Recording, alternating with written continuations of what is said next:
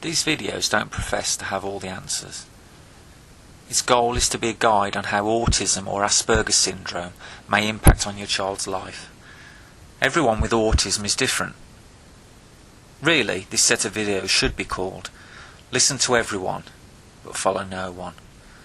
There is not one answer, there is not one strategy that works with everyone, and finally, there is no magic pill. You have to develop a very person-centered approach with your child, and understanding how autism affects them is key, and a lot of this will be done via trial and error. Throughout these videos, I will refer to the term AS to describe someone who has either autism or Asperger's syndrome. So let the journey begin. Mr. Hughes, your son has blah blah blah blah blah. I'm not sure what the paediatrician said. At that point my world was imploding. The circle of life I had planned for my family was gone in one sentence. You know the circle of life. When you found out you're having a baby, and you know you shouldn't, well, what harm could it do? You start to plan this child's life, from the various schools and universities they will attend, and even the person that one day they will marry. Then in one sentence, boom, all of that's gone. You ask the doctor stupid questions like, what will he be like when he's an adult? None of this makes sense. Why is it happening to me? Not me. Then there's the grief you suffer.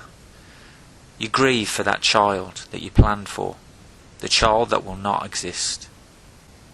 Another dark secret no one tells you is that you will spend a lifetime grieving for that child. Don't get me wrong, you learn to love this new child, but deep down, right in the pit of your stomach, you'll always have an aching for the child that never was. Now when my son was diagnosed, I was a typical bloke. Deep down inside something said, if you ignore the diagnosis, I'm sure he'll be fine. That's it, just ignore it. This battle with the voice lasted for quite a few years, until one day I had no choice. I had to take my head out of the sand. The pain of loss was still there, but rather than a raw nerve being touched, it was more like a dull ache. So you're trying to build a relationship with your child and trying to learn about this label they have been given, but you're also having to deal with your emotions, friends and family. Friends. That's funny now I look back. To start off with, they're very supportive and they tell you that it must be hard for you, and I'm sure they try to understand. But they can't. How could they? They now have children, beautiful, neurotypical children, and you look at them with longing, and although you try to fight it, the green-eyed monster sometimes appears. The competition at gatherings is immense. You watch all these children develop and play with each other. They just seem somehow to get it, and your child doesn't. And whilst the other children are playing team games, your child is sifting grass by themselves or wandering alone in the garden. These relationships just fade over time. Only true, genuine friends remain, and these are few and far between. Then you have the family.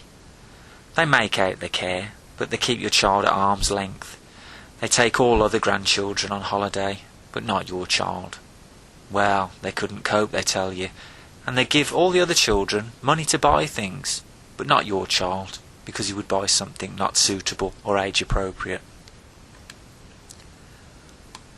The final straw is when they offer you disciplinary advice.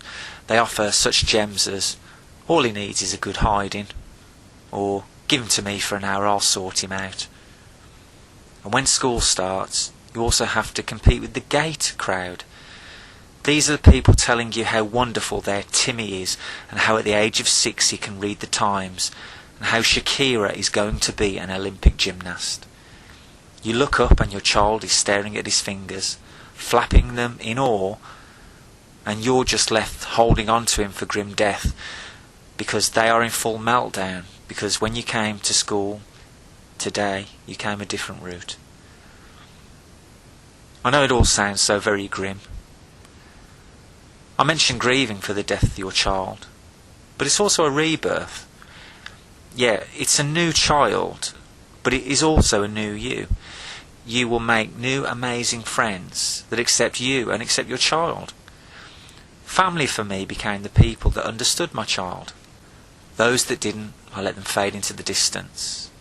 You learn that blood is not thicker than water. You'll learn to see how your child sees the world, and they will teach you so much. You will become a stronger person, and I'm not going to promise you it will be easy, because it won't, but you'll start to see the world differently. It's just occurred to me that all this is a little bit like the film The Matrix.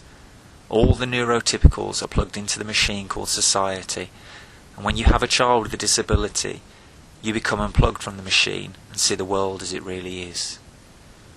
Damn it. I should have took that blue pill.